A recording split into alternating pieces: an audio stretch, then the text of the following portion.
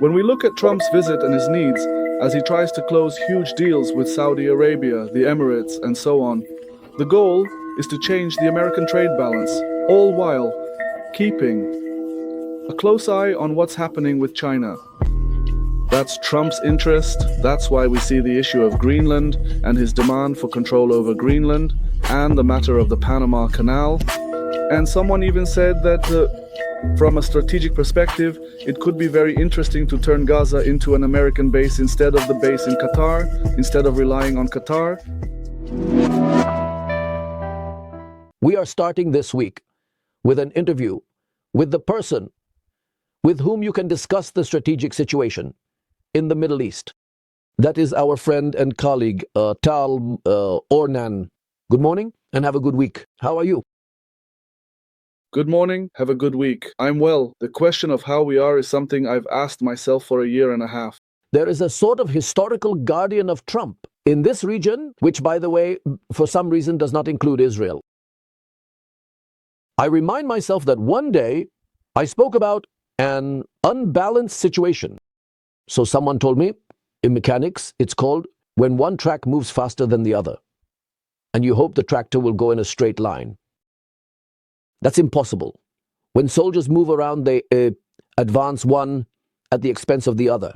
That's probably what's happening in the Middle East. The United States has a much faster timetable than Israel. Trump is charging ahead. He doesn't wait. He doesn't pause. He doesn't look to the right or to the left. He just moves forward because he needs money. From Saudi Arabia, from the Emirates, from everywhere, whoever is left behind, whoever stays on the platform, remains as the train moves forward. Among others, Israel. Here it takes a year and a half to resolve an issue in Gaza. Here, who knows how long with Hezbollah, with everything that happened. Here it's right and left and struggles and Kaplan and all that, while he just charges ahead, not looking right or left. What do you think? Look, I think we need to examine everything top down, starting from the superpowers and moving down, and then get to us and understand our situation. The United States and Trump's approach stem from one thing only. I recommend everyone visit a website called US Debt Clock and see how the US debt keeps climbing. The trade ratio with China continues to rise. So far, he hasn't managed to change its direction, let alone stop it. The debt to GDP ratio is about 122%. Just for comparison, Israel at the height of the war, I don't think it reached more than 65, maybe 70%. The situation of the US is not good, and I know that what I'm saying now is not accepted among the experts who tend to praise America's strength, but I've been visiting the US since I was 13, since 1979, and throughout all these years I've seen a superpower that is gradually declining, steadily going downhill. Tal, what's the story here? After all, Mr. Trump is going to visit Qatar.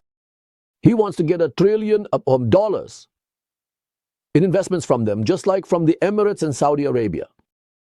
Qatar, he knows as well that it's a country that supports terrorism. What's his deal with a locomotive? Doesn't he realize that he's about to legitimize terrorism, which he's completely against? Look, it does support terrorism, but that terrorism still hasn't harmed him, even though if we look at the campuses, we can see what's happening there in the United States. So there's a conflict of interest here, but like I said, all he sees right now is business and money. That's what interests him. And I have to point out something else here. Pay attention, our viewers.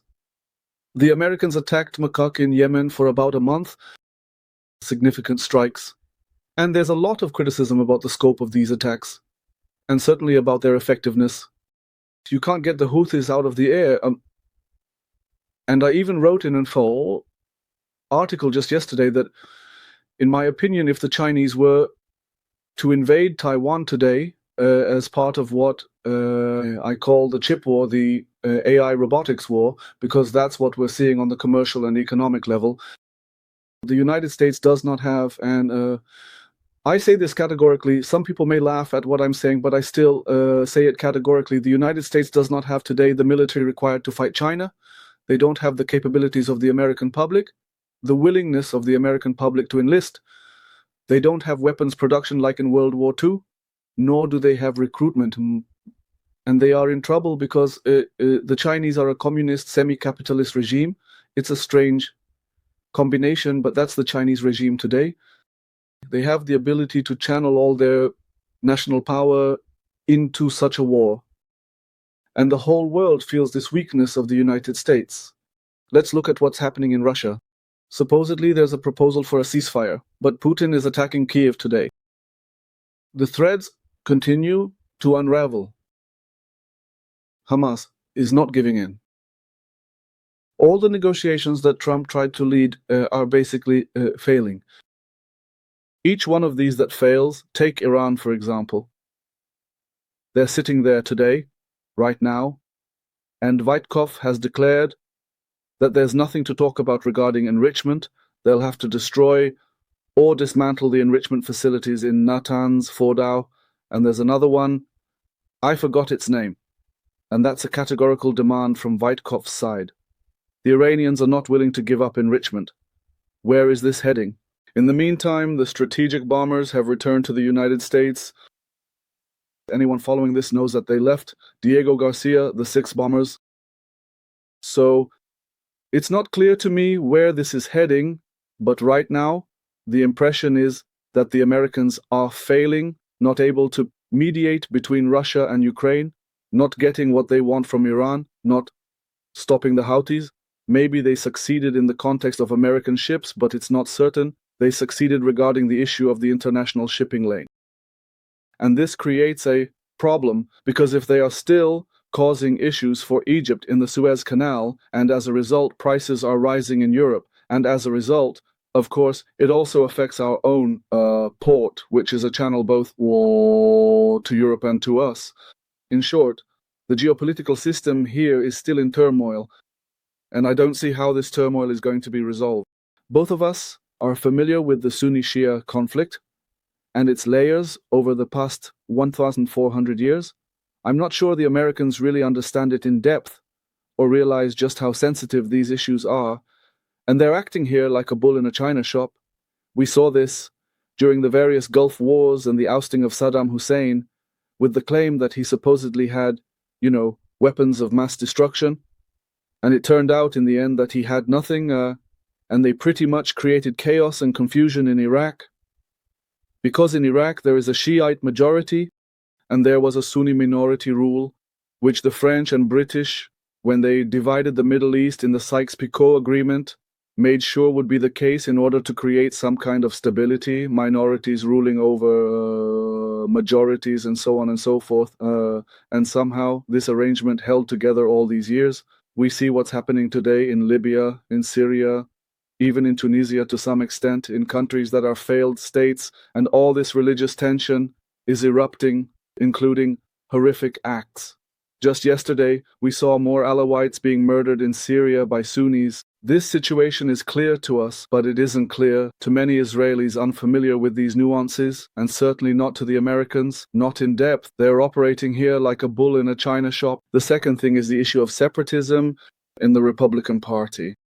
There are elements, evangelicals in the Republican Party, who are very strong supporters of Israel. Mike Huckabee represents them, the U.S. ambassador to Israel, also DeSantis, Rubio, and those guys. Overall, they are on the side that is very close to us and to our interests. And the other side is a separatist side, some of which is even a bit anti-Semitic. Take Tucker Carlson as a representative, or Pat Buchanan from the past, and so on. I'm less in control right now of the names leading to it. And these are people who are looking for the traditional American isolationism, which, by the way, also caused Americans to join the world wars late. In the first, they weren't so successful. In the second, they were more successful, but that also only happened after they were attacked themselves. And the meaning of that is that they don't really want to intervene. They don't really want to be in this chaos and confusion of the Middle East. And they try to deal with it from a distance.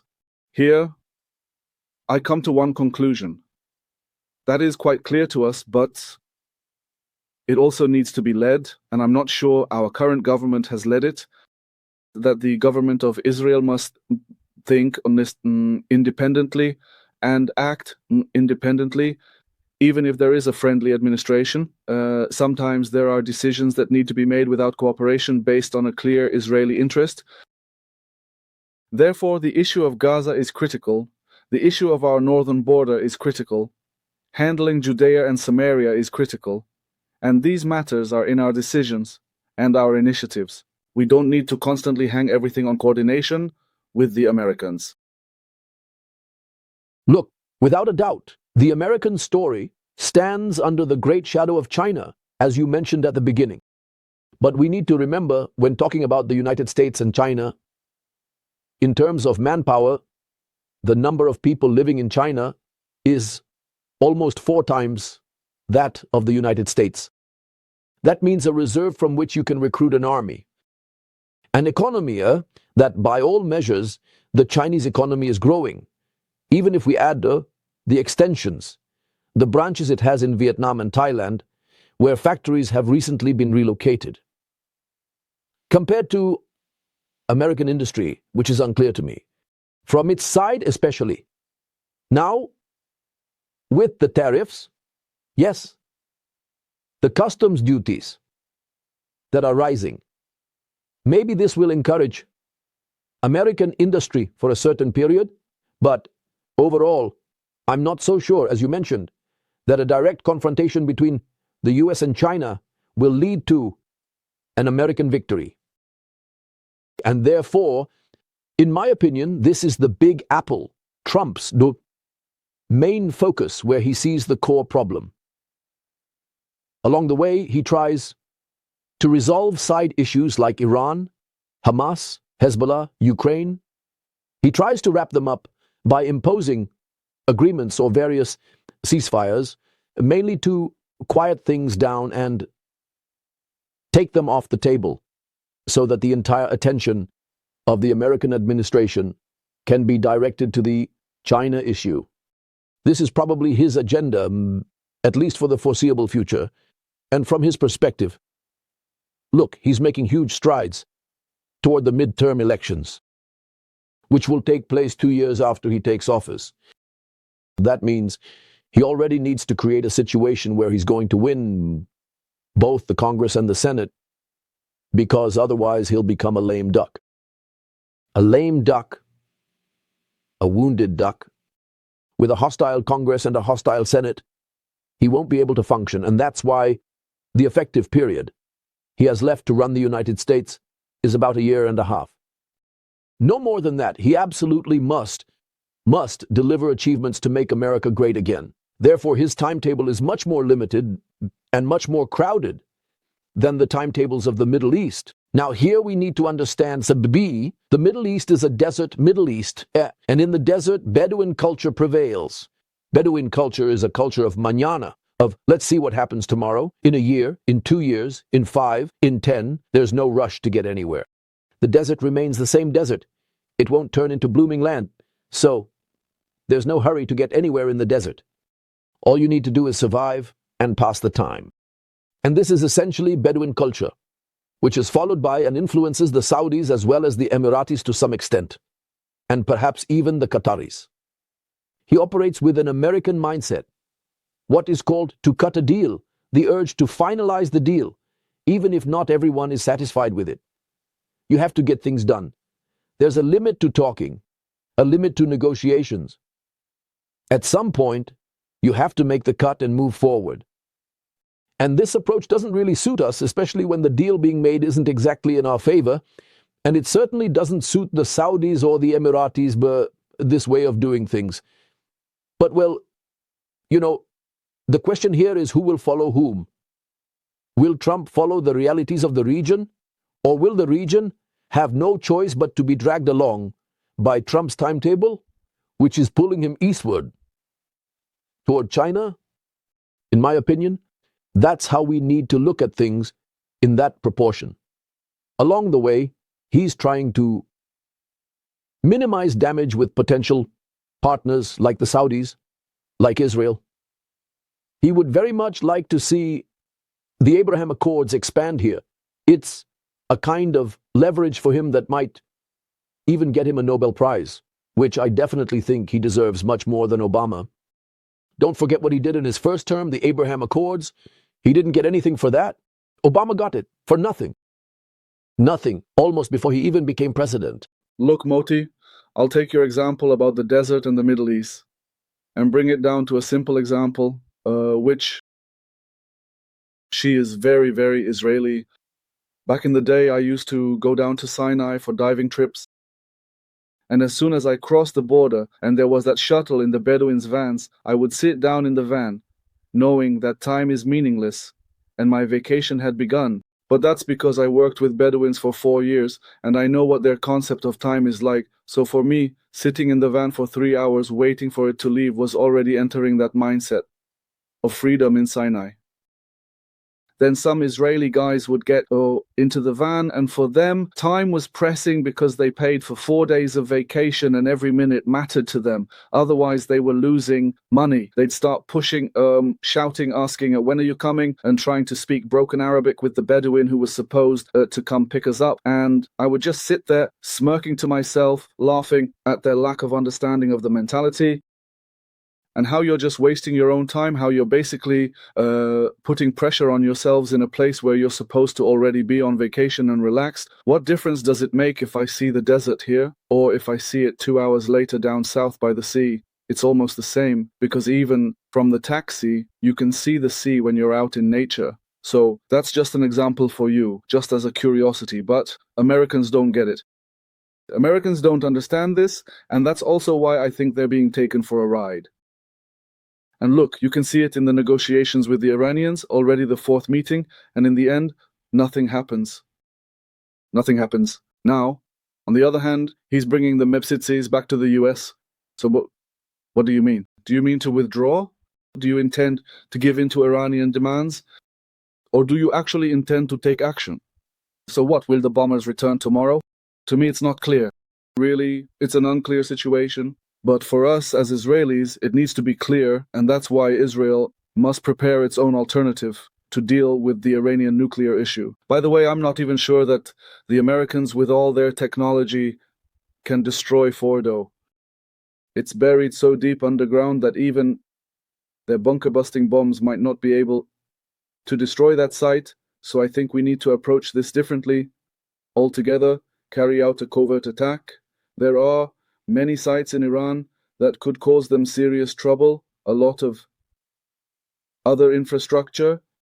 And today we have the capability, we see that we have the capability, not that I'm enthusiastic about an all-out war with Iran, but in order to try to spark some kind of protest movement there, which already exists underground, and to topple the regime, and that way maybe make the nuclear issue irrelevant.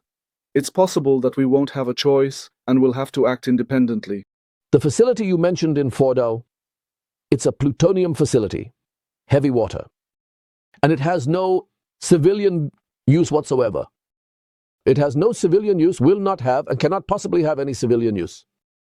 The very existence of this facility is proof that the Iranians are developing nuclear weapons, because it has no other use. And yet, for some reason, the world just lets it slide and believes the Iranians, who once claimed that Khomeini issued a fatwa forbidding them from developing weapons of mass destruction. They use them. Chemical weapons in the Iran-Iraq war right outside Baghdad. So what? They're not allowed to produce weapons of mass destruction? They used it. So, the world believes these liars, the Iranians, far too much. Look, one day an Iranian even told me, do you know how you can tell when an Iranian is lying? His lips are moving, and you can hear his voice. So he's lying. That's what an Iranian expat here in Israel told me. And I definitely tend to believe and accept that. And so did my ancestors. We want to thank Tal Ornan here for this important idea, and for his sharp and profound insight. And let's look ahead. We are here, the people living in Zion. We need to navigate our boat through very high waves. The United States on one side, China on the other, Saudi Arabia, the Emirates, Qatar, Russia, Ukraine. Very high waves. All your breakers and your waves have swept over me. We, God willing, will make it through and reach a safe shore. Thank you very much. Thank you very much to Tal.